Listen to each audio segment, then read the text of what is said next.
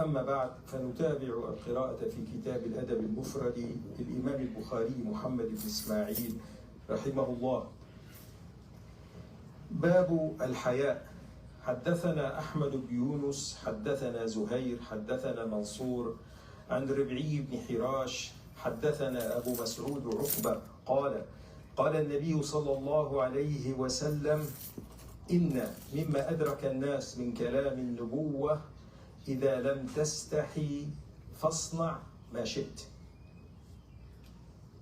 إذن هذا من كلام النبوة، إذا لم تستحي فاصنع ما شئت، ليس إذن، لكن هو إبلاغ عن حال. فالذي ليس عنده حياء لا يستحي من الله ولا يستحي من الناس يأتي بجميع المحرمات، من الشرك إلى القتل إلى السرقة إلى الزنا إلى شرب الخمر إلى الظلم إلى غير ذلك من عقوق الوالدين. فإذا لم يستحي فعل كل المحرمات. This is a chapter about having decency. Rasulullah sallallahu alaihi wasallam, he said what people have learned from previous prophethood, that if somebody has no decency, he will do everything that he wants. So if somebody is not ashamed of doing wrong in front of Allah, in front of people, he will do everything. He will start worshipping idols or reject the idea of having a God to worship. He will disrespect his parents. He's going to be killing, stealing, lying, drinking, hurting other people, feeling arrogant. He will do everything. A person hold him back from doing wrong, either his faith or his decency. And a believer will have both. But there's some people who are not believers, but they have the decency. They don't want to do the wrong thing. In their mind, they want to be decent, or at least keep appearance of decency. They look for their honor, for their reputation. But if somebody doesn't care for that, he's the worst of worst. وحدثنا محمد بن كثير قال أخبرنا سفيان عن سهيل بن أبي صالح عن عبد الله بن دينار عن أبي صالح عن أبي هريرة عن النبي صلى الله عليه وسلم قال: الإيمان 69 أو 70 شعبة أفضلها لا إله إلا الله وأدناها إماطة الأذى عن الطريق والحياء شعبة من الإيمان. الإيمان والإسلام إذا ذكرا منفصلين فهما يعنيان نفس الشيء، العقيدة والعبادة والمعاملة. وإذا ذكرا معا اختص الإيمان عن الإسلام هي العقيدة. فإذا ذكر مجملا كما هنا الإيمان 60 أو 70 شعبة دخل فيها كل شيء، كان أعلاها الاعتقاد لا إله إلا الله، وأدناها المعاملة إماطة الأذى عن الطريق، والحياء وهو سلوك يكون بينه وبين ربه وبين الناس شعبة من شعب الإيمان. This hadith, Rasulullah sallallahu alaihi wasallam, he says, believe, having faith, is 60 something or 70 something branches, the highest of which is believing there is no God to be worshipped and obeyed except Allah. The lowest of which is to remove harm from the path of people. And having decency is a branch of faith. So the word iman, faith, if it is mentioned in general, it means all aspects of faith and religion. It means the creed, believing in Allah, believing in the angels, believing in the hereafter, and so on. And it includes Islam, the shahadateen, the salah, the siyam, the zakah, the hajj, and includes all actions of worship and ibadah, and all actions of mu'amala between one another person. And here this hadith is an example of it. Maybe the highest of it, which is the creed, the faith that there is no God but Allah.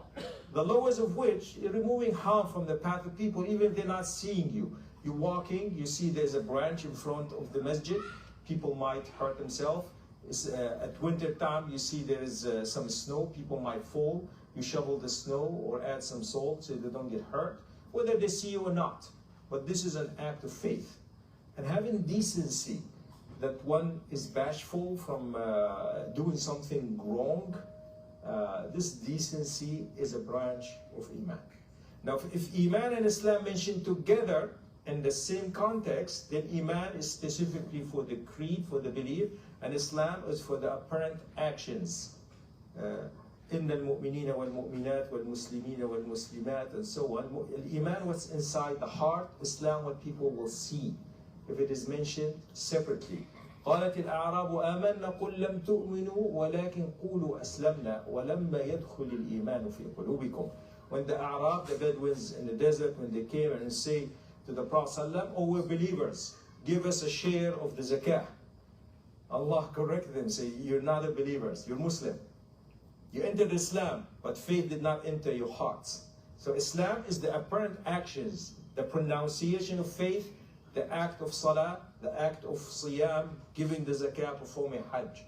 But to be truly accepted, they have to be faith. Only Allah knows what's in faith inside. A person is dealt with apparency. So a Muslim, his blood, his possession, his reputation, his honor is protected just by practicing Islam. Now, he could be a hypocrite, and a lot of hypocrites have done that. So Sallam did not kill them because it's between them and Allah. So here, talking about Iman as general context, faith and practice.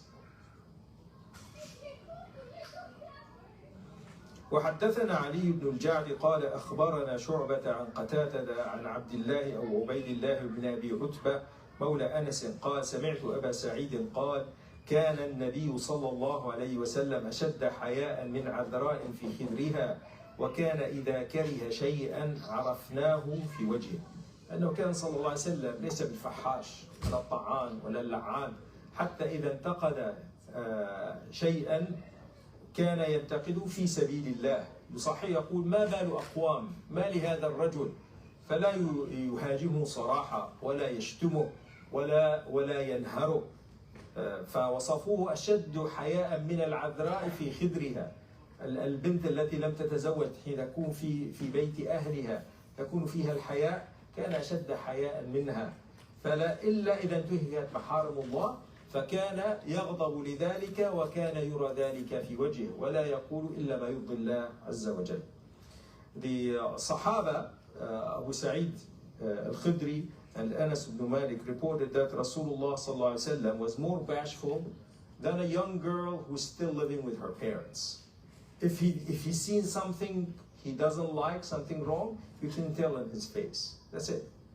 He doesn't yell at people, he doesn't strike them, he doesn't call them name, and so on. Anas, he served Rasulullah sallallahu alaihi wasallam 10 years in Medina. He never told me, why did you do this? Or for something I did, he said, why didn't you do it? If you want something, ask him, please do this or don't do that. He wouldn't yell at them. When the Arabi came, and he came to the corner masjid and he urinated in that corner of the masjid. So I want to jump. He said, no, let him finish. When he finished, he said, bring a bucket of water and wash it. That time it was made of pebbles and sand. So it'll wash away. And he told the Arabi, this masjid is for worshipping Allah. Remember, it's Allah. It's not a place, it's not a public bathroom. So he taught him nicely. When one of the Sahaba, Muawiyah ibn al-Hakam, not Muawiyah ibn Abu Sufyan, Muawiyah ibn al-Hakam, ibn Abi al-Hakam, he had a slave girl who was shepherd for him, taking care of the sheep. And one time she was distracted and a wolf came and ate one of his sheep. So when he saw her doing that, she neglected her duty, he slapped her on the face. In Islam, it is haram to slap even your servants, even the ones that you own. And the expiation for that is to free them. So when that Muawiyah ibn al-Hakam came to pray with the Sahaba, it's been a while. He lived a lot in the desert, so he didn't know that talking in Salah now was prohibited. So while he was praying, one of the Sahaba sneezed. So he turned to say, Irhamkumullah. And nobody answered. So look at them. Why are you not talking to me? And it's like they're looking at him. It's like, shut up. He said, وَثُكْلَ أُمَّيَاهْ مَا لَكُمْ تَنْظُرُونَ إِلَيْهِ. So why are you looking at me like this? And then you want to say, but then when nobody talks, okay, he kept silent.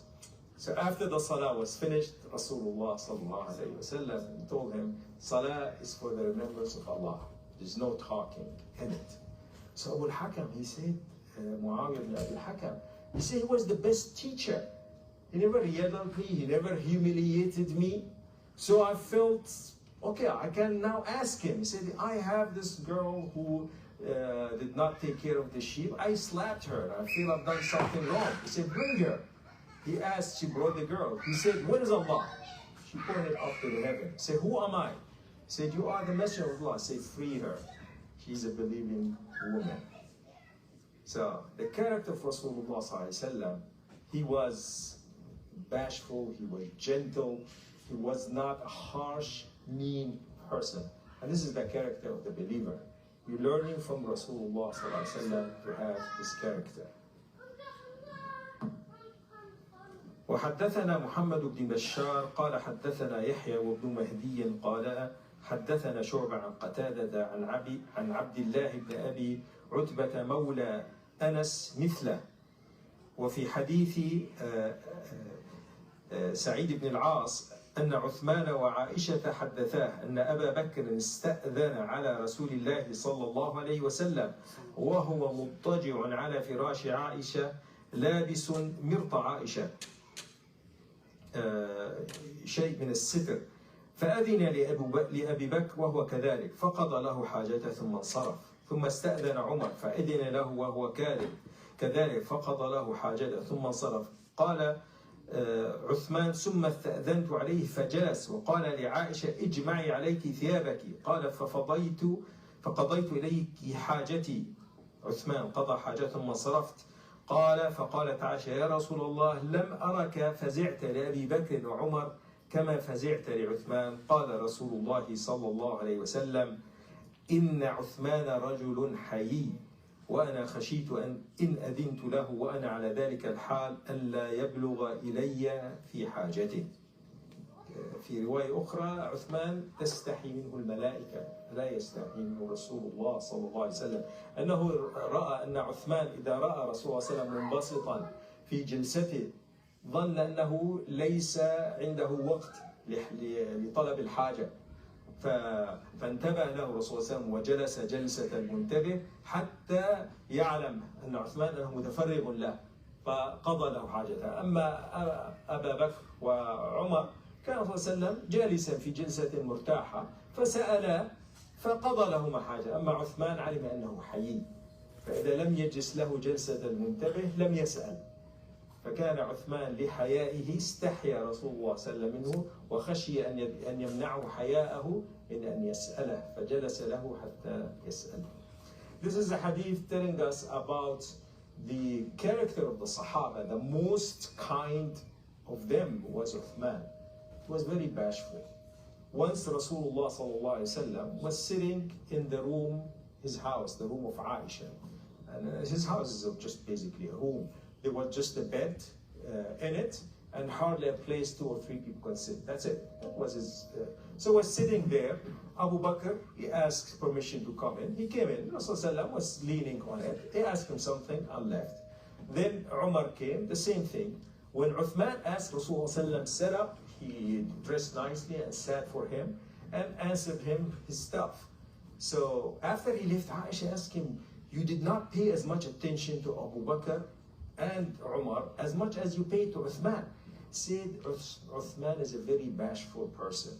If he see me that I'm very relaxed, he think he wouldn't want to disturb me. So he would not ask me what he wants. So I want him to know that I'm ready, I'm paying attention, ask what you want. So he did. See, Uthman is somebody who has a manner of being very kind, very gentle. So I took that in account. In another narration, I tell you, I felt to be kind towards him. He's somebody the angels feel bashful from him, how much gentle that he is. وحدثنا إبراهيم بن موسى حدثنا عبد الرزاق عن معمر عن ثابت البناني عن أنس بن مالك عن النبي صلى الله عليه وسلم قال ما كان الحياء في شيء إلا زانه ولا كان الفحش في شيء إلا شانه. كل شيء يدخل فيه الحياء بحقه بموضعه يزينه، وكل شيء يدخل فيه الفحش ولو كان حقا فيشين هذا الأمر، فيصبح الحق أشبه بالباطل بفحش صاحبه. This narration telling you that Rasulullah had described any time decency and kindness it is added to something, it makes it more beautiful, more likable. And any time indecency, being vulgar and mean will make that thing worse even if it is right. So you will find that a person might be on wrong, but he's nice with his words, he treats people nicely and so on. He'll bring a lot of followers, although he's just a crook. And then you find somebody who's truthful, he doesn't tell, but he's very harsh. Tell them, oh, you're wrong, you're blind, you're deaf, and he tell everybody in their face. People will hate that. So it is knowing how to put things. You don't have to lie to people. If somebody is not praying, you don't say, oh, you're good, you don't have to pray. You tell them, oh, brother, you mashallah, you have good character, you're kind, you're taking care of your parents, you're a generous person. How about you keep your connection between you and Allah strong? You're dealing with everybody nicely. Why don't you keep that connection between you and Allah? Don't want you to be nice with Allah, so Allah will be nicer with you than the rest of the people? So bring it in a soft way. But if somebody is harsh, yells at people and scream at them, people will leave him. وَلَوْ كُنْتَ فَضًّا غَلِيظَ الْقَلْبِ لَانْفَضُّوا مِنْ حَوْلِكَ. Allah has described the Prophet ﷺ, if you were harsh in your saying and in your heart, people will have abandoned you. وحدثنا إسماعيل قال حدثنا مالك عن شهاب عن سالم عن أبيه أن رسول الله صلى الله عليه وسلم مر برجل يعظ أخاه في الحياء فقال دع فإن الحياء من الإيمان. أن هذا الرجل كان في الجاهلية لابد أن يكون إنسان قاسيا في قوله في فعله حتى يخافه الناس ويهابوه. فهذا الرجل فيه من حياء، فأخ له صاحبه وصديقه يعاتبه أن الناس يستغلونه بحيائه، فنصحه الرسول صلى الله عليه وسلم قال دعه فإن الحياء من الإيمان. أن يكون الإنسان عبد الله المظلوم خير من يكون عبد الله الظالم. أن يدع شيئا من حقوقه للناس ويعفو عنهم. خذ العفو وأمر بالعرف وأعرض عن الجاهلين. يكون هذا خير له، فما فاته شيء من الدنيا عوضه الله خيرا له في الدنيا وفي القناعة وفي الآخرة وفي الذكر الطيب، فيكون خير له من أن يأخذ حقه بالجلافة وبالغوظة. Once Rasulullah ﷺ passed by two of the Muslims, one of them was a kind, bashful person. And his brother is advising him, you see, you're too soft, people are taking advantage of you. You need to be harsh with them, you stand up for them. And so Rasulullah said, don't believe him, because being decent and kind person is a sign of faith. Yes, people might take advantage of you, but the things that you lose in this matters of dunya, they'll be insignificant. If something is worth 20 and you pay 21 for it, yeah, I mean somebody took advantage of you with $1. But for you, you have the decency in your heart. That person was harsh, who's yell and scream, oh, this is not fair, I want my $1. He gets his $1, but he's going to be upset the whole day. Was it worth it, that $1? Plus, people, when they remember that person, he's a kind person. If he needs help, people will jump. He said, yes, he's always helping people. He's a generous person. We will help him. And then if he's sick, they make dua for him. If he died, they ask Allah mercy for him. And then what Allah shows him from the mercy that he showed to people will be more worth than all of this in this life. So haya, having decency, having kindness and softness, is a sign of faith.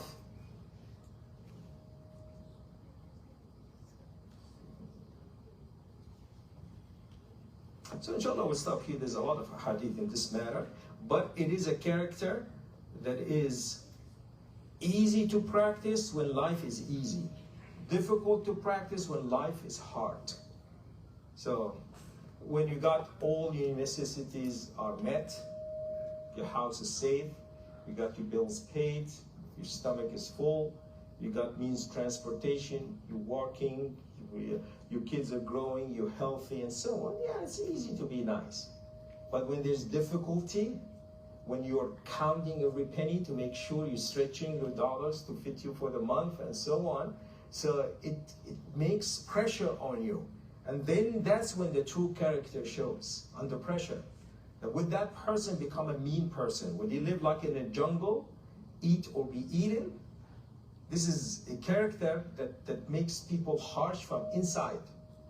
But a person of faith will not these difficulties turn in him and harden his heart. His heart will be always soft with the remembrance of Allah subhanahu wa ta'ala. We ask Allah to make us among those who have the haya, this kindness and decency for His sake, that we will earn His mercy. We show mercy to people, that Allah will show mercy to us. Since last time we finished the book of Fiqh, I'm thinking to read some about the Fiqh of Imam al-Shafi'i. He has a book that called Al-Risala, the letter, that was one of the early foundation of Fiqh, Usul al-Fiqh. People before Imam al-Shafi'i, they were fuqaha, the Sahaba were fuqaha, the Tabi'een were fuqaha, they always gave it, but they did not have written rules for it. It's like the poets. The poets, they wrote poetry all the time in Arabia. They wrote it in Jahiliyyah, they wrote it early in Islam. Al-Khalil ibn Ahmad al-Farahidi, he put the scales for ilm al-arud, and he say, oh, this is al-Bahr al-Tawil, this is al-Basit, this is and so on. He gave it names to it. So now people can measure it. Is he following the rules of poetry or not? And the same thing for the rules of the grammars.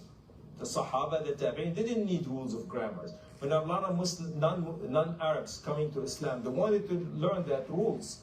So you would have like Ibn Sibawayh, Tha'alibi, and so on. They wrote books of the grammars and how you do it. So the same thing with Imam Shafi'i, where he put a message. And the reason for it, one of the fuqaha, and he was a leader of his area, he wrote to him, he said, I want you to write me a book brief enough that I can read it, and expanded enough that will teach me and people who wants to learn fiqh to know what rules they should follow in obtaining that fiqh.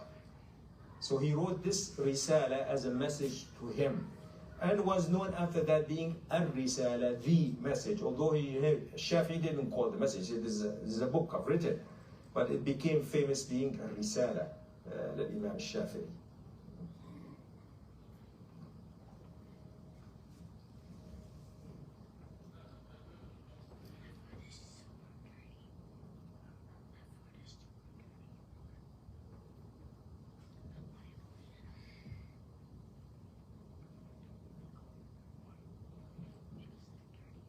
So we'll talk a little bit about Imam al-Shafi'i, he himself.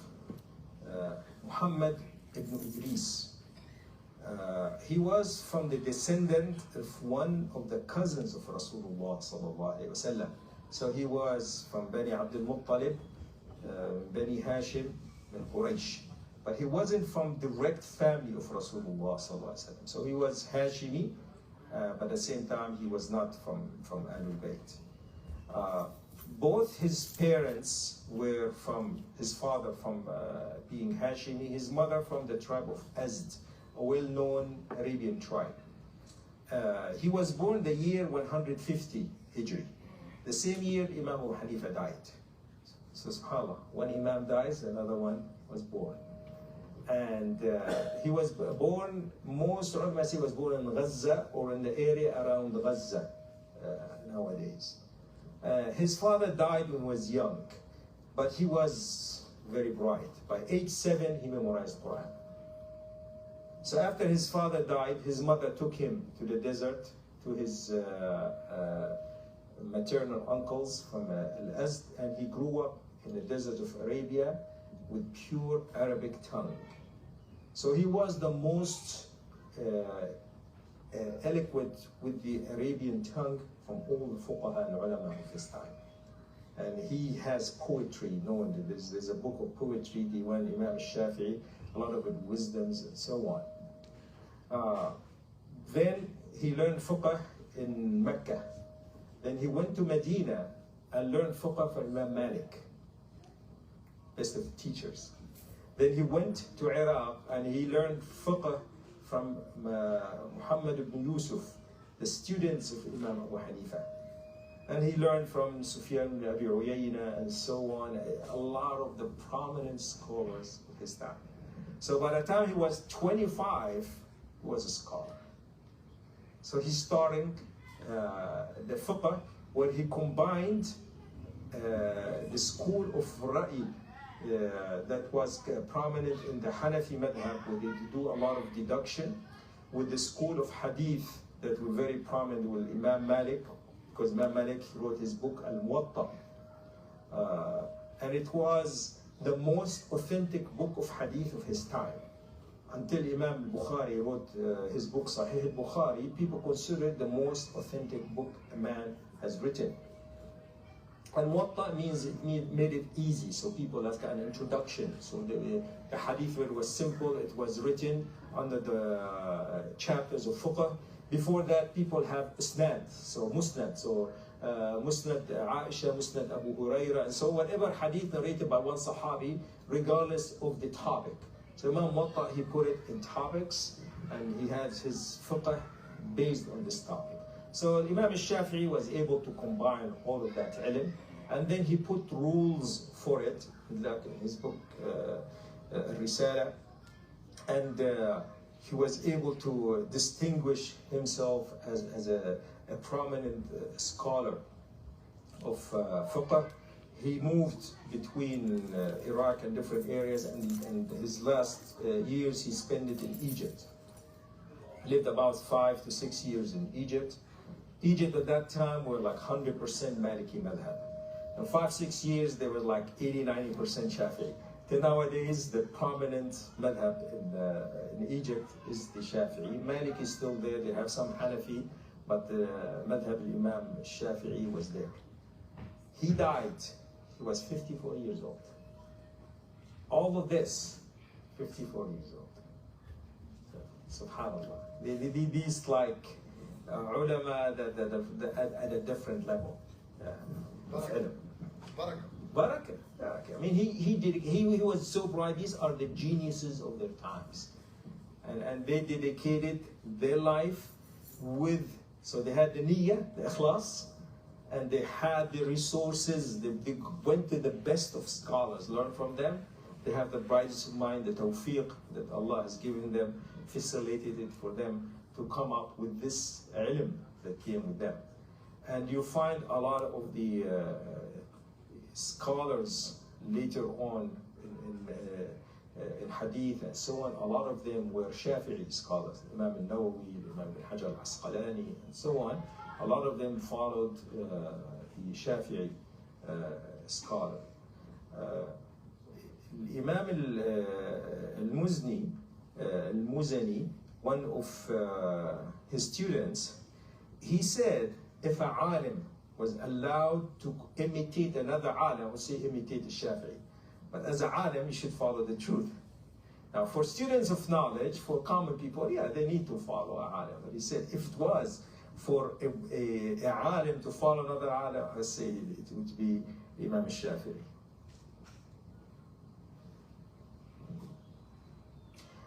What he said about him,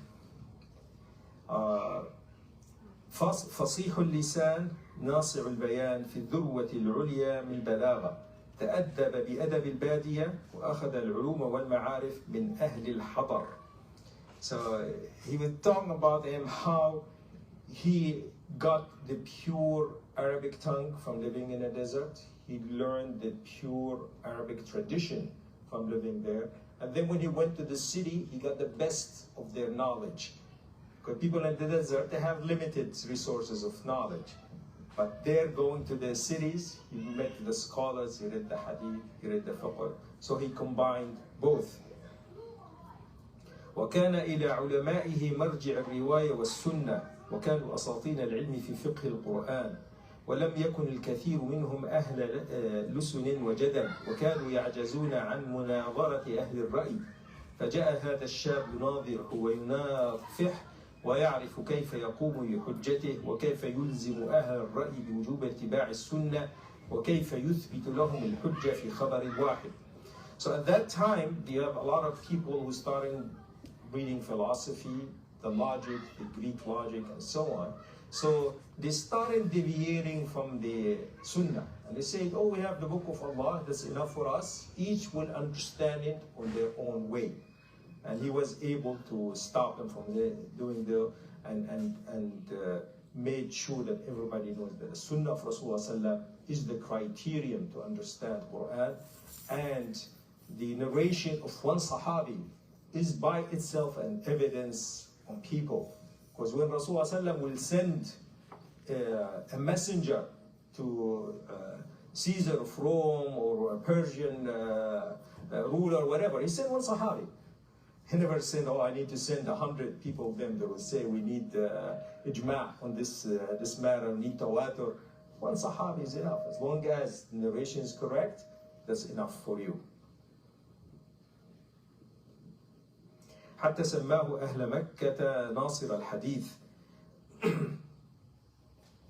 جاء أحد أخوانه حتى أحمد بن حنبل جلس معه مرة. أحمد بن حنبل من تلاميذ الإمام الشافعي. جاء أحد إخوان أحمد بن حنبل يعتب عليه أن ترك مجلس ابن عيينة سفيان بن عيينة وكان من مشايخ الحديث وهم مشايخ الشافعي ويجلس إلى هذا الأعرابي الشافعي فقال له أحمد اسكت إنك إن فاتك حديث بعلو وجدته بنزول. إذا كان السند ما وجدت السند العالي تجد السند النازل لكن صحيح. وإن فاتك عقل هذا أخاف أن لا تجده وما رأيت أحدا أفقه في كتاب الله من هذا الفتى. So one of his students, Imam Shafi'i, was Imam Ahmad ibn Hanbal. So Ahmad ibn Hanbal also, he said to ulama of hadith and fiqh and so on. So one of the prominent scholars of hadith, Sufyan ibn Uyayna, was there. So Imam Ahmad ibn Hanbal, after a while, he decided going to dedicate more time to the durus of Shafi'i. So some said, you have Sufyan ibn Uyayna, and you go and sit with Shafi'i younger than him? Say, Sufyan ibn Uyayna is a alim of hadith. Yes, his chain of narration is very short. But you can find these chain narration from another narrator, even it's a little bit longer. So instead of 3 narrators, we have 4 or 5. But if you miss the knowledge and the comprehension of this man, Shafi'i, you're not going to find it with anybody else. Ahmed, he was a student. The student of Imam Shafi'i. Although he had his own school of fiqh. See, that's one thing people don't understand. None of these ulama intended to establish their own way of fiqh. They learned from one another, and then it happened, their students stuck to their way of knowledge. They were Imam al-Awza'i, Imam al-Thawri, they were as good, if not better, than the 4 fuqaha. But their students moved on. They didn't write their books, they didn't spread their hadith. So, as I said, Imam al-Shafi'i, he learned from the students of Imam Abu Hanifa, he learned from Malik himself. So they learn from them, and then they add other knowledge. And the same thing, Imam Ahmad ibn Hanbal. He learned from Imam Shafi'i, but he concentrated more on hadith. So, the same age. When I was Shafi'i a little bit older. Imam Shafi'i was a little bit older than Ahmad ibn Hanbal. But you can tell where they kind of lived, their life intersected at some point. Both of them were scholars. Yeah, both are scholars. And they recognize one another. They always make dua on one another. You think they were rivals? They were not rivals. So when they say game knows game, so when somebody is a scholar, he knows who's a scholar. When somebody is truthful, they know who's truthful. They respected one another, even if they disagreed in certain matters. The munadhara of Imam Shafi'i and Ahmad bin Hanbal was very famous about Tariq al-Salah. So Imam Ahmad bin Hanbal, once he gathered his book, Musnad al-Imam Ahmad bin Hanbal, he had like over 100,000 hadith in it. So in his way was, any hadith even there's some weakness in narration, he will take it before any deduction. And they came to the hadith where anybody that leaves salah is a kafir. And he said, anybody who doesn't pray is a kafir. So there was some discussion between him and Imam Shafi'i. He said, you're saying that the one who leaves salah is a kafir? He said, yes, we have a text tell you somebody leaves. He said, how he become a Muslim? He said, pray. He said, well, prayer is not accepted from a kafir. He said, well, he said, la ilaha illallah. So, well, he's saying la ilaha illallah. So Imam Shafi'i said, this is kufr duna kufr. So this is a lesser level of kufr. As long as he doesn't reject salah, he's acting like a kafir, but he's not a kafir. Until he rejects salah and abandoning it in totality, that what makes him a kafir. If somebody's lazy, he might pray Jum'ah here, pray Eid here, sometimes the Jama'ah he pray, but alone he's lazy. He's acting like a kafir, he's not a kafir. He still can, if you slaughter an animal, you eat from him. If he dies, his children can inherit him, and so on. There's a lot of rulings related to the word of kafir. Now, can he be punished as a kafir? That Allah knows what's in his heart. If he didn't have the belief in the salah, yeah, he would be punished. But as long as he's not denying it, so this is the fiqh that he can take. After this, did he change his mind? No, Imam Hanbal still, because his fiqh is based on that the hadith comes first. I'll take the text of the hadith. Imam Shafi'i will take the text, but he will add to it the qiyas and understanding the ruling of it a little bit more. So that's where the fiqh of Imam Shafi'i was a little bit more detailed. Saying that, there is no one madhab that's 100% better than another madhab. Every madhab, they have in certain ruling that are more lenient, and some of them, they're more strict than others. So nobody say, oh, a lot of people say, oh, madhab Imam Ahmad bin Hanifa is the easiest one. It's not. There's certain rulings in madhab al-Hanafi harsher than the rest of them. And the same thing in madhab al-Hanbali, a lot of people, oh, this is the harshest. When it comes like salah, somebody's working in a bakery, they need to combine Dhuhr and Asr, Maghrib and Isha. They're more lenient in it. So it's allowed, you can combine it.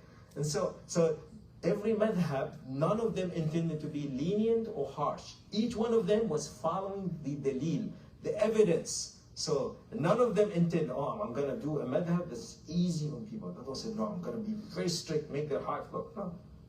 All of them trying to find, what does Allah want from us? What is in the Quran, what's in the Sunnah, how the Sahaba practice it, and so on. And they might have different texts narrated to them or different understanding of the same text. Sheikh, nowadays there are so many opportunists. Find out the easiest thing from all madhab and they make their own madhab. Yeah, and that's the... Doesn't accept. And that's why the students of the madhab later on chose these four madhabs. So people would not pick and choose. They will not go to the easiest. Every madhab, they have one saying or one ruling that's easier than the rest. Everyone choose what is easier. They end up doing things that totally out of Islam. Yes. Right. So that's why you need to follow the alim, not to become your own alim. This is a very important point. Yeah. شيخ معلش سؤال. احنا الآن في مسألة عامة الناس. عامة الناس عشان ما يكون في تعصب لهذا المذهب وهذا فالناس الآن في الاحتياط تقول أو تتبع العلماء يحكوا لهم اتبعوا الدليل وهو الدليل عند كل المذاهب صحيح. فواحد ما بده يلتزم مع مذهب معين فقط. ده بيجي حديث مثلا اليوم جاء حديث من عند هو لا يتعمد الاختيارات لكن يعيش حياته فقط إذا جاءني دليل امشي به او اذا شفت واحد يمشي بدليل ثاني احترم الدليل بتاعه. نعم هذا لمن فقه، هذا للمتبعين. اذا الناس اما عالم واما متبع واما مقلد. العام الذي لا يفقه يقلد. يجد اصلح الناس افقههم في عصره يقلده. اما الذي عنده شيء من الفهم بالدليل يتبع الدليل من غير تعصب. هذا للذكر. So it's saying that in general, Muslims are three categories. Alim, everything they need to know the proof of it. Very few. It's usually people dedicated their lives, they got their their bachelor, master's, PhD, live their lives with the ulama and so on. Now they reach a level of ijtihad. Very few. And then there's the common people, most people. They read hadith and so on, but until them this is sahih, this is da'if, they don't know. So they need to stick with one alim or one way that's common available to them. So you live in a country, everybody is Maliki. You're going to be following the fiqh al-Maliki. If you're living with the Hanbali or Hanafi or Shafi, you're going to follow it. And there is a category in the middle where people are educated, but they're not alim.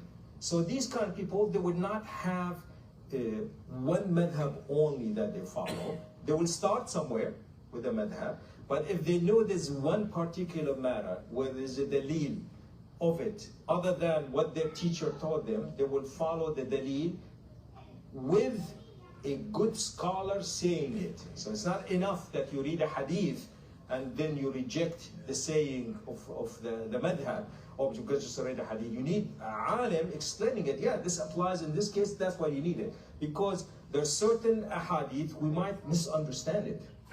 Even people who are born into Arabic tongue, the Arabic that we speak nowadays is different from the Arabic people, what they spoke 1400 years ago. So you need an alim to explain to you what these, but once you know that this is the Sunnah of Rasulullah, your intention is to follow the Sunnah.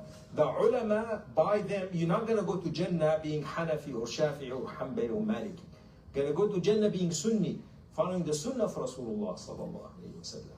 That's they get you to Jannah. They are trying to help you, guide you. But you're not going to be asked, oh, in this matter, Imam Abu Hanifa said so and so, and you born into a Hanafi madhab, why didn't you do it? No, I'm not going to ask you that. So, did you know the Sunnah is this? Did you follow it or not? I remember once there was a story that mentioned for one of these students who started learning the madhab, and then in their village, everybody was Hanafi. So when he wanted to get married, the sheikh were writing to say, okay, we're going to make this marriage following the book of Allah, the Sunnah of Rasulullah sallam, and the way, the madhab of Imam Abu Hanifa. So he asked him, if I don't say that, the marriage is not sahih, is not accepted? He said, no. He said, the marriage of the father of Abu Hanifa was not correct?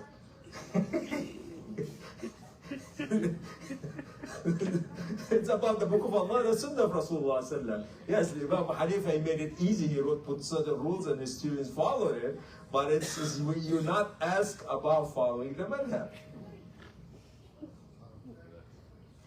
وقال أحمد بن حنبل لولا الشافعي ما عرفنا فقه الحديث كيف يعرف له فضلا. Imam Ahmad bin Hanbal, he said, if it wasn't for Imam Shafi'i, you would not understand the fiqh that came from hadith.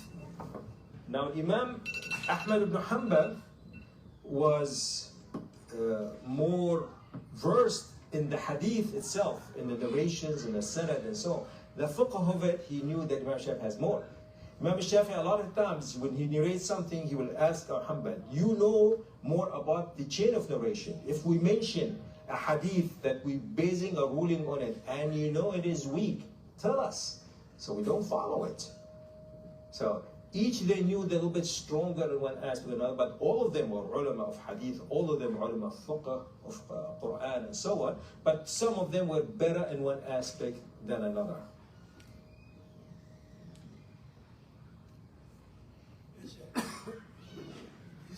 We see such a magnificent, wonderful ulama at that time. No. And they have done so much things, so our life is easy to follow. Why nowadays there isn't any person like this? Yeah. And this is my question. Nowadays we're not lacking knowledge, we're not lacking the application of the knowledge. That's the problem. So you want to know how to pray at night. The books of night prayer is there. The problem is how many people praying at night. You need to know about charity. It's all, the fiqh of it is there. How many people are doing charity and so on. So what we're lacking is the application. Dunya is becoming so pervasive that a lot of people stopped looking for deen. So you need to go back to the deen. You need to go back to the book of Allah, the Sunnah of Rasulullah sallallahu alaihi wasallam, the life of the early generation of the Sahaba, the Tabi'i, and the great scholars, learn from them and try to apply. Well, life is different from them. I mean, we have our own challenges, we have our own luxuries that they didn't have, but we're still trying to aim to reach a level of Iman and Amal that's close to them, that may Allah accept us among them. That's why we're reading their knowledge. But yes, the ulama of early times, of course. So even these ulama, you cannot compare them to the Sahaba. So the Sahaba were like the best of the best, but each one of them is learning from one before until they become more and more. I remember there's one of the ulama who was talking to his student. He said, "What's your goal of life?" He said, "I want to be like you." He said, "No." He said, "I wanted to be like Umar and Ali, and I begged to become this alim, but I'm not like them. If you aim to be like me, you can be lower. Aim like them, aim higher. So when you miss a little bit. But if every time your goal is aiming lower and lower and lower, then at the end, you wouldn't recognize yourself compared to the early days. So always our goal and model are these three early generations. But Sheikh, the Sahaba didn't do that much effort, for example, I'm talking about ilm ways, than Imam Shafi'i and Imam Abu Hanifa. That's what you think. No. So if you think about it, who has the most narration of hadith of all the Sahaba? Abu Huraira. Abu Huraira, he lived with Rasulullah sallallahu alaihi wasallam maybe 4 or 5 years only. So he wasn't from the early Sahaba. So when he got this knowledge, he dedicated his life to go around and learn from all the Sahaba. So all his narration will say, they had two kinds. قال Rasulullah sallallahu alaihi wasallam said something, or I heard him, or he told me. So there's certain ones he directly got from Rasulullah sallallahu alaihi wasallam. The other things he learned from the other Sahaba. And since all the Sahaba are trustworthy, he doesn't have to say, "Oh, I heard Sa'd ibn Abi Waqqas saying," Rasulullah said, "or I heard Umar saying this." He said, Rasulullah did this, Rasulullah ordered this, and so on, for things that happened before he met him. And the same thing you have like Abdullah ibn Amr ibn al-As. He was young. So during the life of Rasulullah, he learned certain things, but after his life, he kept writing it. There is one hadith that he heard about it, he didn't hear it from Rasulullah. He asked the Sahaba, I said, "Well, we didn't hear it there. Who heard it?" He said, "There's one Sahabi in Egypt now. He travels to Egypt. He goes to him, knock on his door. This hadith, did you hear it from? What did he say?" You wrote it down, say, "Salam alaikum." Come and says, "You know, this is what I've done." So he traveled like a month going, a month coming back for one hadith. So it was there. This is what the rest of the ulama learned from them. So you have like Ibn Abbas, Ibn Umar, Ibn Amr ibn al-As, Ibn Mas'ud, each sat in one city. They sat in Basra, in Mecca, in Medina, and in Dimashq, in Masr, and so on. And they had their students. And you have like Mujahid and Qatada, Al-Hasan al-Basri, Sa'id ibn al-Musayyib, Abdullah ibn al-Mubarak, and so on. So they're doing it. They dedicated their lifetime and their students, and then you have all of them learn from them. It's not like all the Sahaba that they just lived with Rasulullah, they fought, and that's it. Their life was just practical. There's no ilm there. No, there's some people of them dedicated their life to ilm. وَمَا كَانَ الْمُؤْمِنُونَ لِيَنْفِرُوا كَافَّةً فلولا نفر من كل فرقة منهم طائفة ليتفقهوا في الدين ولينذروا قومهم إذا رجعوا إليهم لعلهم يحذرون. So even then, you find in Surah At-Tawbah where Allah subhanahu wa ta'ala, He said, it is not possible for all the believers to come and learn the fiqh, but every group they should have a certain number of them that they need fiqh, يتفقهوا في الدين. And when they go back to the people, they will teach them. So they will learn what they need to do, and they can avoid doing what is wrong. So it was always there. But then you have it more scholarly work with rules, like what they said Imam Shafi'i. Beforehand, people knew usul al-hadith, usul al-fiqh. But it was more natural coming. They didn't have rules written down. He written down the rules for them. According to Arabic, I don't understand much. Is it said that wala wala as it said, necessary or it was not possible? وما كان المؤمنون لينفروا كافة. It's not possible for all the believers to come. فلولا نفر من كل فرقة. So لولا here that means there should be. It's not like if, say, from every group there should be a group of them that they will learn and come back and teach the others. From group. Group. From group, not all the people. Not all the people. This is what Yeah. But it should be enough. So let's say you're an area that speak a certain tongue. A person from that tongue need to learn and go and teach the people with their own tongue. Yes. Or from their own habits or their own environment, whatever it is.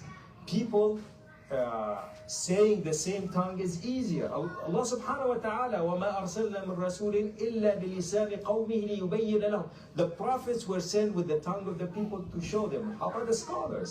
They need to know the tongue so they will teach. Alhamdulillah, you find it where the major cities of Islam became a source of knowledge. You have people coming from all over the world. While Imam Malik, his madhab was very famous, a lot of people came for Hajj.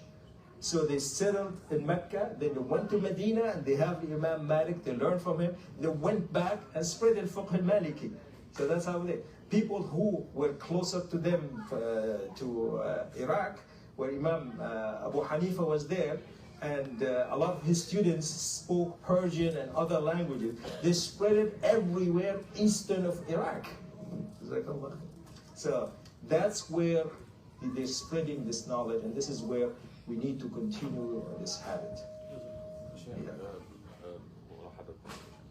بالنسبة في الوقت الحالي في ناس يعني صنفان، يعني يقول يا إما البخاري ومسلم وهذا فضاحلة الفقه، أو الفئة الثانية تقول احنا عندنا مجددين، العلماء المجددين هذول لازم يعني هذول عاشوا معنا ويأخذون بعين الاعتبار كثير من الأشياء جديدة عن البخاري ومسلم.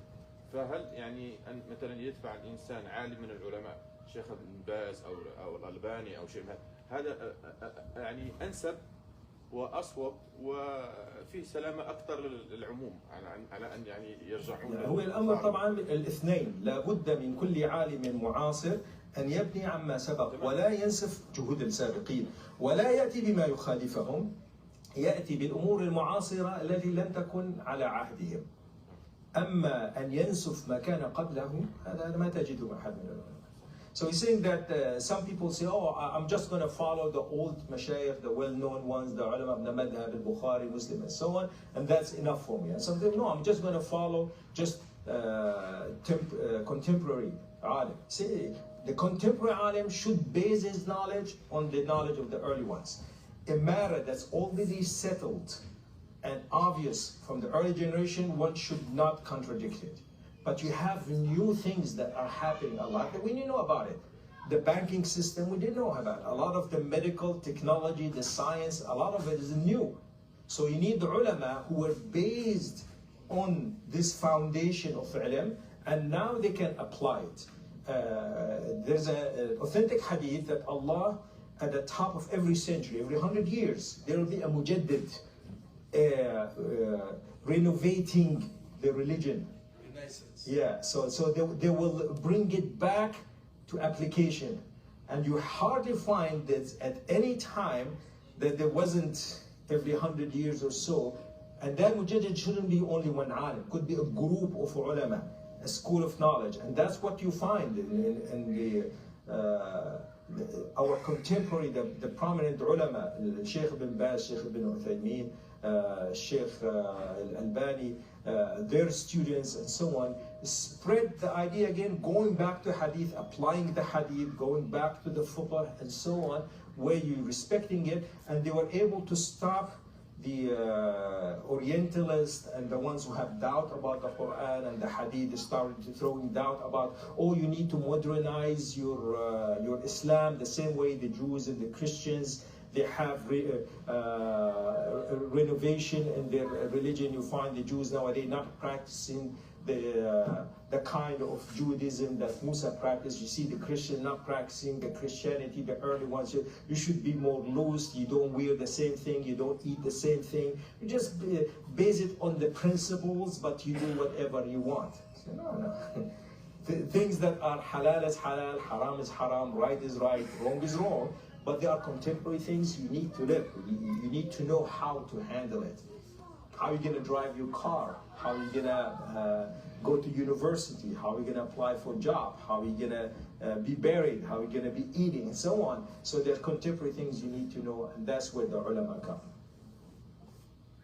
We might answer some questions before the salah is there. And then we'll go, inshallah. This is just an introduction to Imam Shafi'i, his book. It's a good discussion, because this is what is intended, that we understand where the fiqh is coming from, what's the intention behind it. So when we know the details, and we know the differences between the details, we know why is that happening.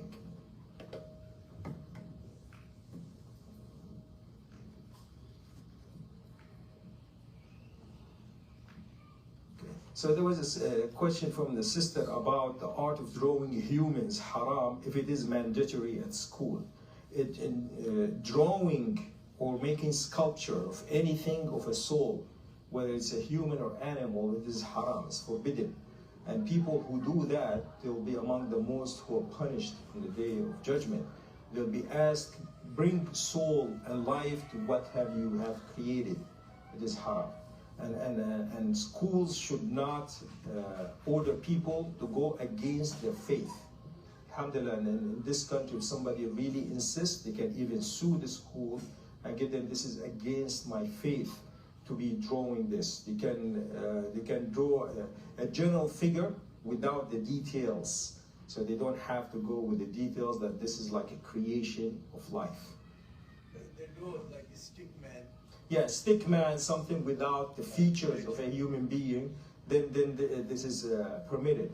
If it is for scientific reason, like somebody learning anatomy, they need to know about the muscles of the eye, the nose, and so on, then it is permissible.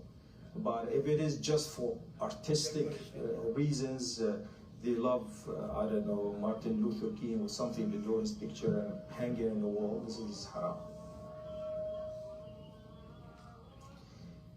Crypto, probably. I mean, it's just a currency, but I think it's mentioning about the cryptocurrency. This is one of the newer subjects in Islam. Most of the scholars that I have listened to, they say there is a big amount of gambling in it. It's not true money. It's not based on silver, it's not based on gold, it's not even based on economy. Most currencies you have either based on equivalency of silver and gold, or it has a country behind it that will honor whatever rate. This cryptocurrency, the value of it coming from people who are gambling. So I remember when Bitcoin started, it was worth, I don't know, 1 cent. And then at some point people say, okay, I'm gonna be paying $1 for it, then became 10, then 100, then 1,000, then 10,000, I don't know what is it now, 100,000, whatever. 110. Yeah, so it's whatever people are willing, but there's nothing behind it. It's just an illusion. The only reasons people are buying it, a lot of them, they have sources of income, they don't want to be traced. So thieves, drug dealers, and those who have some illegitimate use, they want to use it. So I would say for a Muslim, stay away from it. This is just, it's not worth it. And maybe, so one last question about women in their period. Are they allowed to read Quran and come to the masjid? They're not allowed to pray in jama'ah. If there is a lesson to need to learn, then the ulama are saying that yes, they can come and listen to the ilm. Reading Quran, touching the Quran for the ha'ad, there's some discrepancy between us. Some say it is not permitted. Some say if it is with a ha'id, that she has either a glove or something, not touching it, it is permitted. Or especially if she's like committed to a dars about tajweed or tafsir or hafظ, that it is permitted, but should not be generally just reading, finishing juz'us and so on. So I think there is some permission in there, but not to make it very open. There should be a specific reason for it. Wallahu a'lam. سبحانك اللهم وبحمدك أشهد أن لا إله إلا أنت أستغفرك وأتوب إليك. الله